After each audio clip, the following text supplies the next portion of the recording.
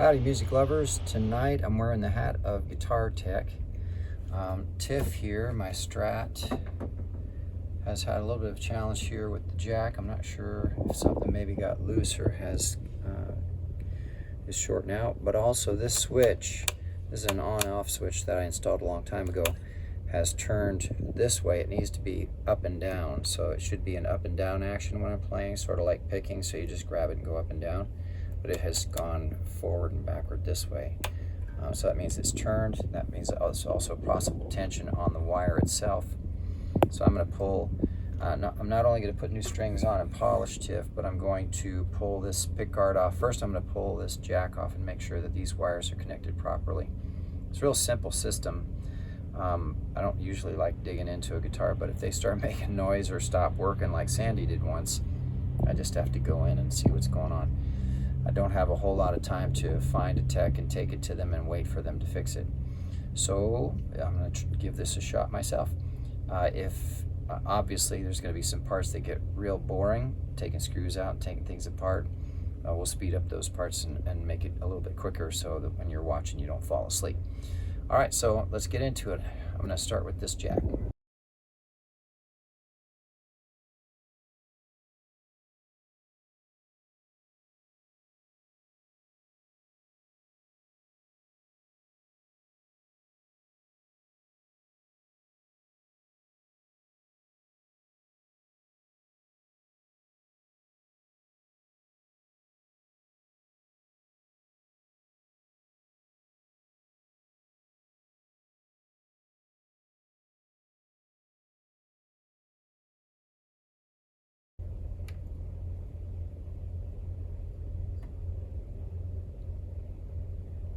That's interesting.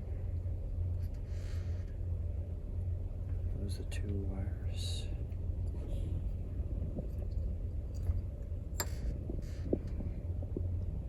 Everything looks fine.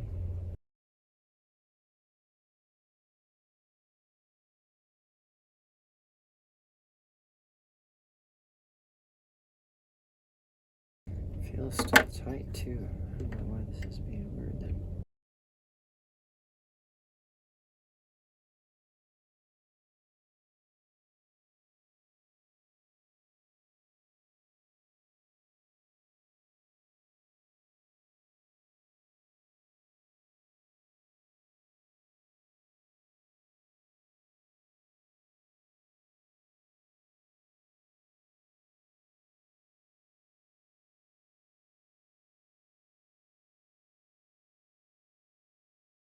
The tip of the jack touches here, the end here, comes in through this hole and touches here.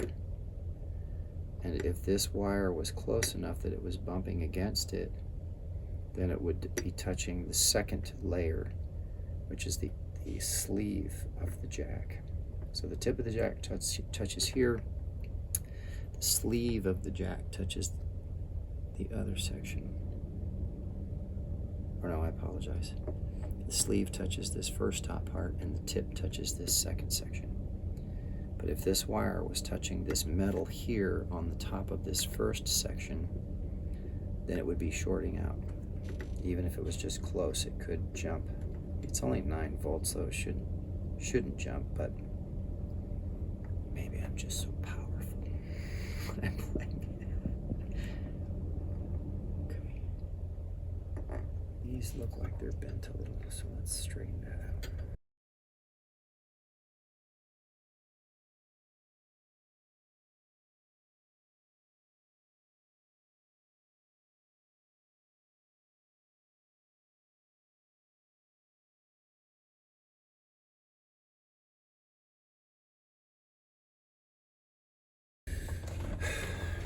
So the solder joint seems strong. I don't see any of the wires wearing to the point where they're not popped off or anything, but there is bending at the connection, and so there's the opportunity for it to touch the wire when the end of the 1/4-inch cable comes in to this end here and touches the tip here. This wire that's supposed to touch the sleeve when it goes through could have possibly been shorting out, because it wasn't all the time, it was just occasionally, and was kind of every once in a while getting worse. I don't know. We'll find out once I plug Tiff back in and start playing her again on an amp. But that might have solved it. It might just have been simply that when it got put back in, they got squished down and started to begin to touch parts that the wires started to cross connect when they shouldn't. So I'm going to try and put this in now and see if I've screwed it up. Hopefully I did not.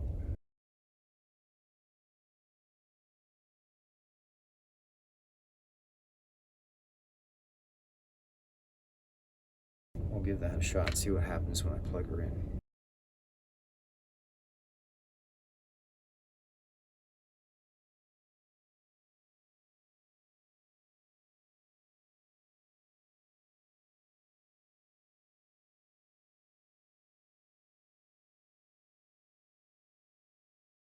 Alright, so now I gotta take the strings off of here so that I can get this pick guard off and straighten this switch out. Now this switch has been fine, it's been working fine. It just has come loose and turned the wrong direction, which makes it hard to actually use the effect. It's supposed to go this, when I'm playing, it's supposed to go this way up and down, but it's going this way. So I've been trying to, when I get to that part, when I use it in Me Gusta, I have to turn the guitar this way to be able to do the effect that I want to do. Which maybe it looks cool, but it's really distracting. So we're gonna fix that. All right, here goes.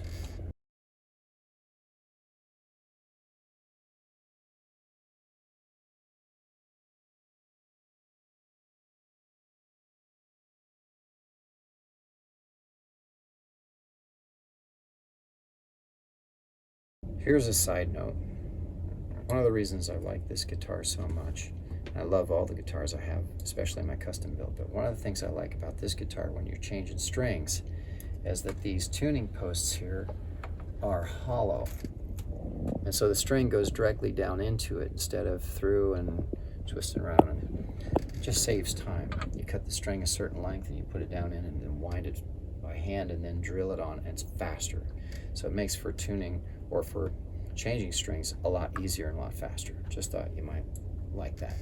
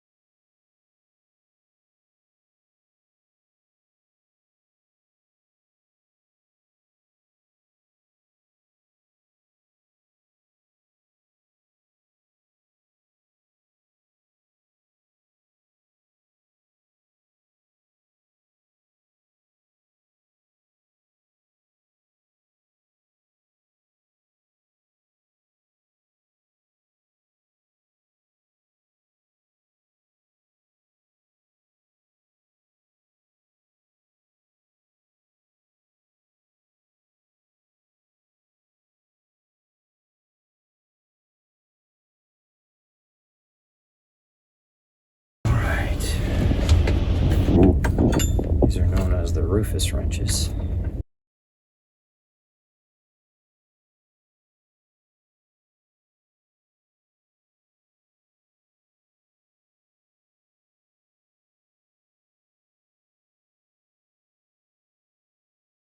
It's a different, it's not standard. It's actually metric, how about that? At least I think so. An American-made Strat with a metric nut.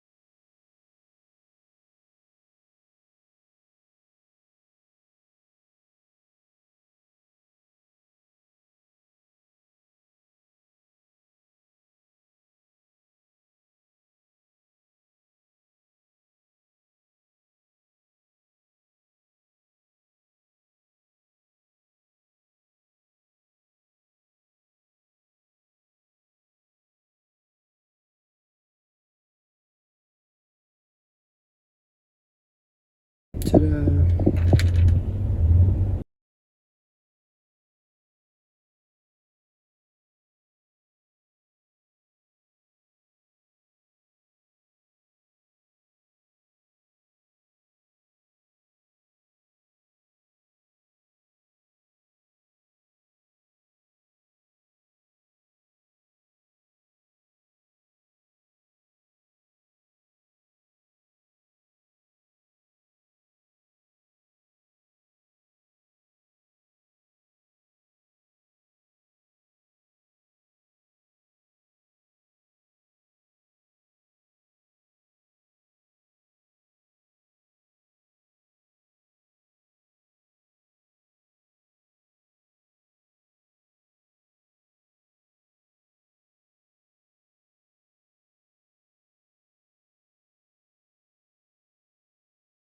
These up here, these screws up here, I actually leave a little bit looser, and down here as well, because I put picks in here.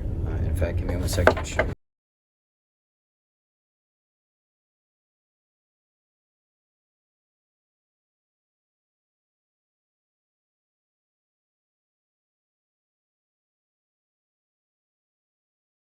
So there are several songs that when I'm playing, I'll switch between using a pick and finger picking. And what I do is I put the pick there until I need it, and then I grab it and I have back again. Now I've got, on my mic stand, I've got a pick holder, but when I'm singing and fronting and playing a part, I don't have time to reach and grab and put it on 2 hands. Not even with 1 hand. I just need to be quick and put it right there and then get it back out again. And sometimes I'll keep one here or even down here. So I'll tighten this down, but not completely. I just want to make sure I can get the picks in. That little Dunlop plug there. Thanks, Julie.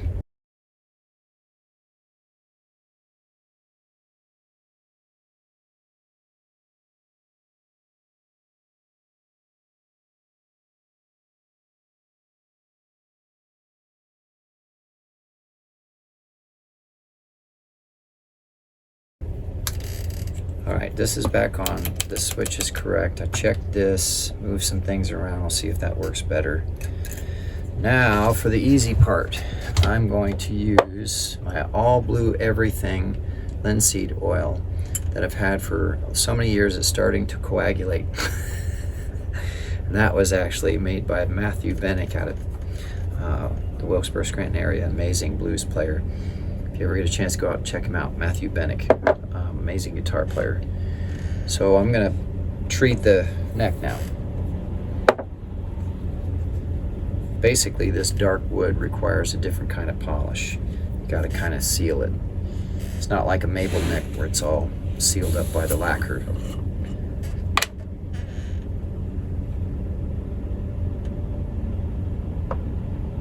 If I remember correctly too, Matthew put something interesting in with the linseed oil to help it condition the neck better. He never really told me the secret ingredient, but I'll just buy more when I need it. It's lasted for a long time too.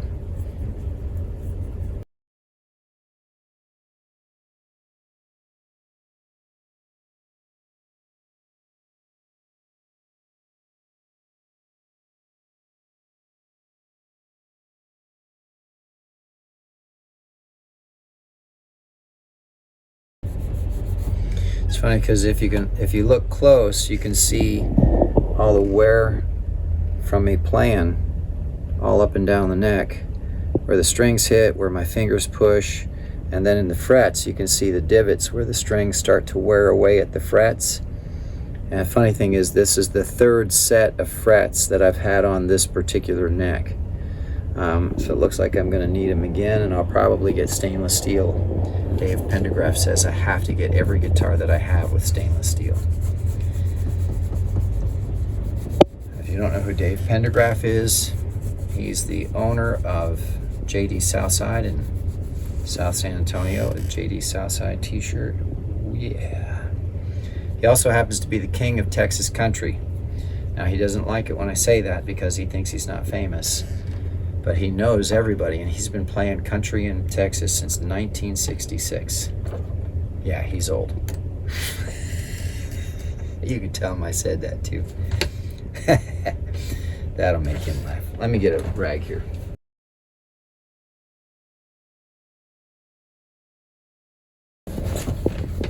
So this is just coconut oil for polishing the body.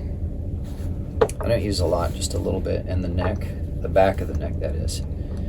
I'll use the linseed on the dark wood and just a little bit of coconut oil to clean off the sweat and gross stuff, spit and blood sometimes. Sometimes blood. Any guitar player worth their weight knows what I'm talking about. So this is just to shine it up, clean stuff off. I know some guitar players are probably cringing right now because I'm using coconut oil, but you adapt. I don't like the chemicals in furniture polish, so I refuse to use them. And coconut oil seems to do a pretty good job. I'll use coconut oil on my fingers too when it's really hot outside and they get too soft and they start to stick to the strings. I'll keep a paper towel inside of a Ziploc with some coconut oil on it, and then put that on my hands instead of using that spray, that chemical spray that guys use on the slick string or whatever. I'll actually just use the coconut oil so there's no chemicals or stuff getting into me or my breathing or anything like that, or on the guitar itself. I spend a lot of time with these guitars, and so I don't want them covered in poison.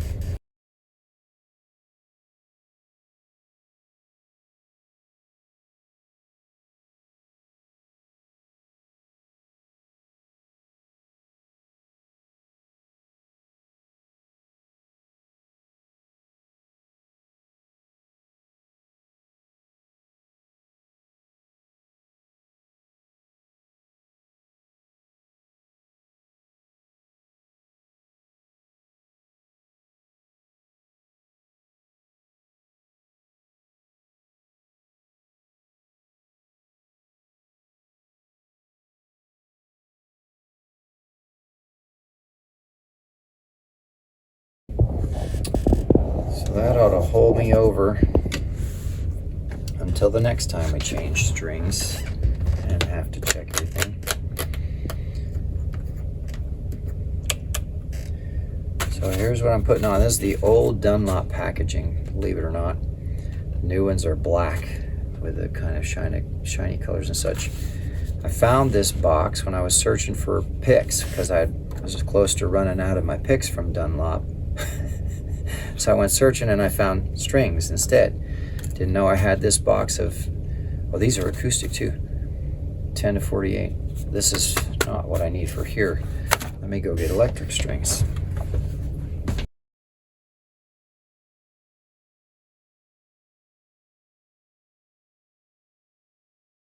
$10 to 46 for the electric. See, all shiny and black and silver. And it's a cool looking package.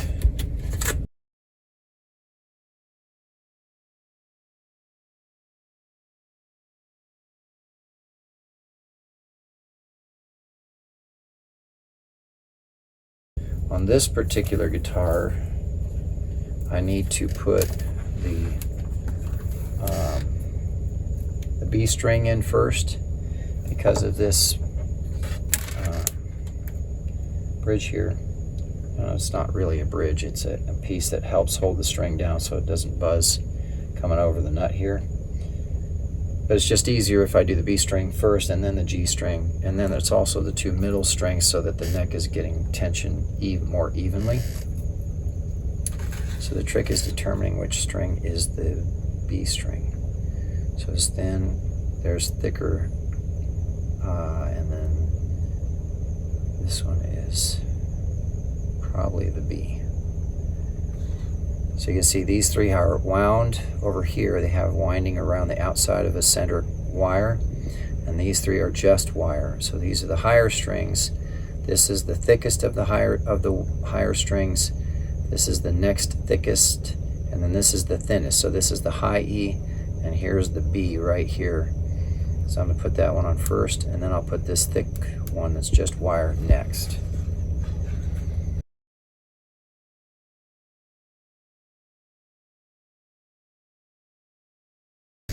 Now here's the part where you get to see how the hollow posts here are so nice. All I have to do, I've run it through the body, and all I have to do is cut a certain length that I'm kind of used to down here at the end, past the posts, so you can kind of see how far I am. Cut that. Put this piece over here so I don't lose it. And then all I have to do is stick it into the center of the post. See how it stays in there? Bend this, start winding it with my hand. So I don't even need the drill right away or a winder at first. I just start winding it around the post and then into the bridge that holds it down over the nut. And then I use the drill to finish the job.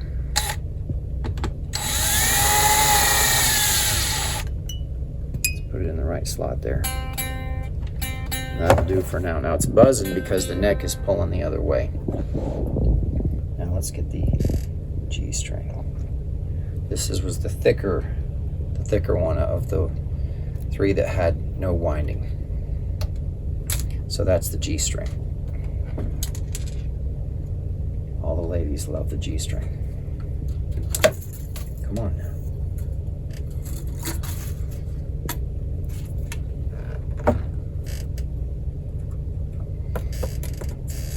Same thing, all I have to do is just go past a certain amount that I'm just kind of used to doing. So right around here, right around there.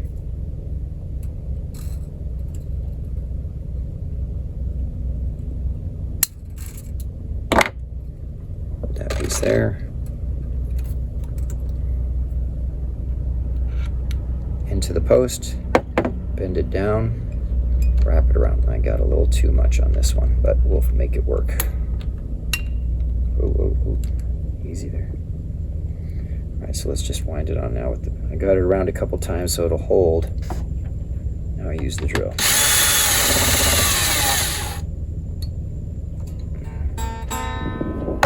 So that'll help pull on the center of the neck so that when you put strings on, it's not getting yanked that way or that way too hard.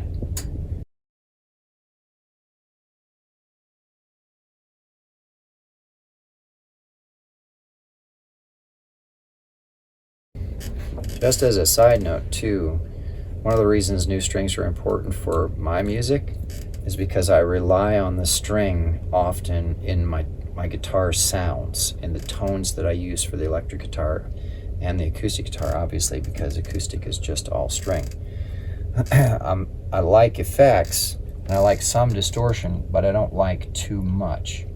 And so really what I'm looking for is the signal that comes from the string as interpreted by the wood in the body and the pickups that are being used and whatever the pickup and the pick guard and the neck. So this all works together, and so instead of slathering effects and distortion over the sound of the string moving, I look for what the wood is sending, what the pickup is sending, what the string is sending, what the electronics are, how they're affecting it, before I add anything to it on the amp, which is why often you'll see me talking to you, sitting with practicing with a guitar that's not plugged in. I'm listening to the body, I'm listening to the string. And if it sounds right to me with no amp and no distortion, then when I go to the amp and distortion, it's just additional, and so it'll sound even better, or even become easier often, especially with really saturated distortions. It becomes super easy. Some tones I don't want them to be easy. Some tones I want to have to work at it. I want to hit it hard enough to get the sound that I want, because that's the energy that I want coming from that sound. It just depends. Some tones that I use, you barely touch the string and it just makes all kinds of noise.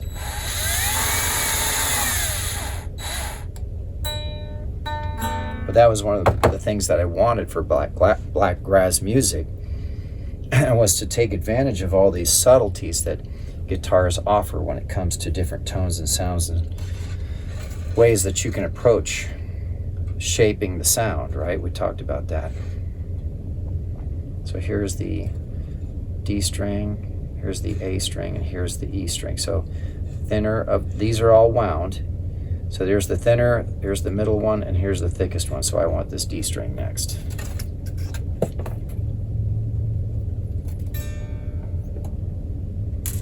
And actually each guitar is different. I don't always do it in the same order, putting the strings back in. I usually try to shoot for the middle of the neck as when I'm putting them back on.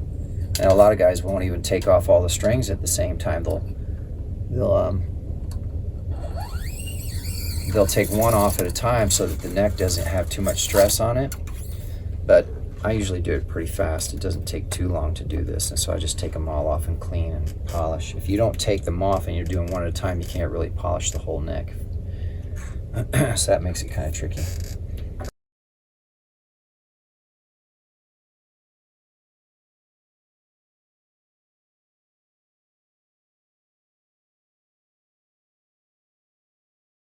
That's another thing to look for. I don't know if you're going to use all these notes, but if you put too many whines, then you really have to stretch the strings out more and kind of pop them so that the whines also get seated, basically. They snap into place and then won't come done from you banging on it or dropping the tremolo and such like.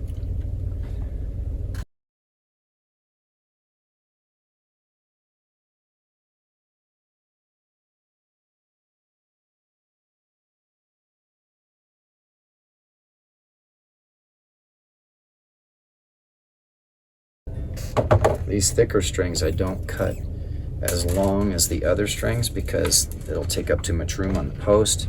It'll be harder to get the whines on the post to seat properly and smoothly so that they stay in place. So you'll notice that I cut them shorter and closer to the post than the others. It's just thicker. It's a physics thing. It's just thick and it gets in the way.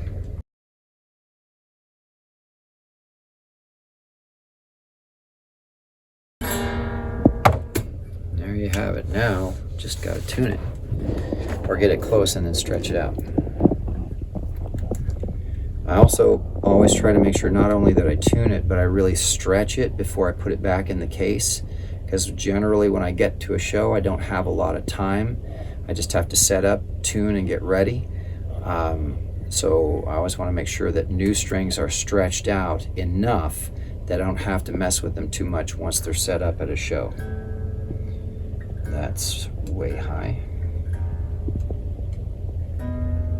That's high too. That's high also. This is high. That's about right. And this is low. I'll get closer. That one high again.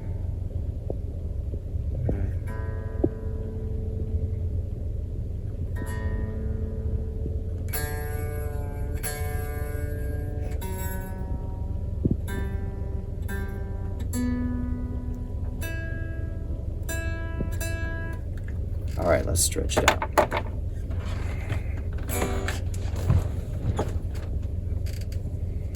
So what I'm going to do is I'm going to take my fingers with the rag and I'm going to grab the fingers here at one side and the thumb at the other, and I'm going to pull like this so it literally stretches the metal strings out. It also helps seat the winds up here, but I want to do it with the rag, and you'll see why, because when I start to do it down the string, there's a lot of friction and it gets hot. So I'm doing down all the way through the string to try and stretch the string so that once I tune it, it just stays there. You wouldn't think that metal would stretch, but it does, up to a certain point before it snaps.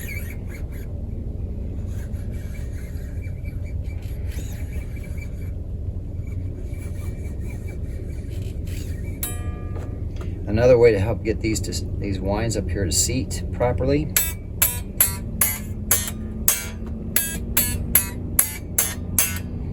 and then of course you just start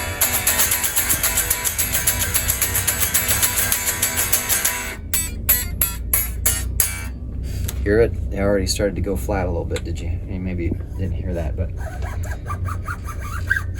stretch them again. And after doing this, when I put it in the case and then I get to a show and I pull it out, all I have to do is tune it up one time and it'll stay seated pretty good, unless there's a lot of air conditioning or a lot of heat in the place that I'm playing. So let me tune it up and then we'll be done.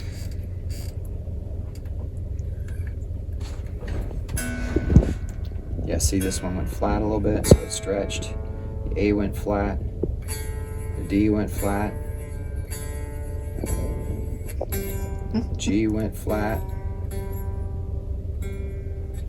B went flat. Everything went flat. The E went flat. All went flat. So we'll get it close. G, B, and E. All right, y'all, there you go. Tiffany is back in action. So we'll see how it goes at the show. Hopefully I'll see you there. Thanks so much.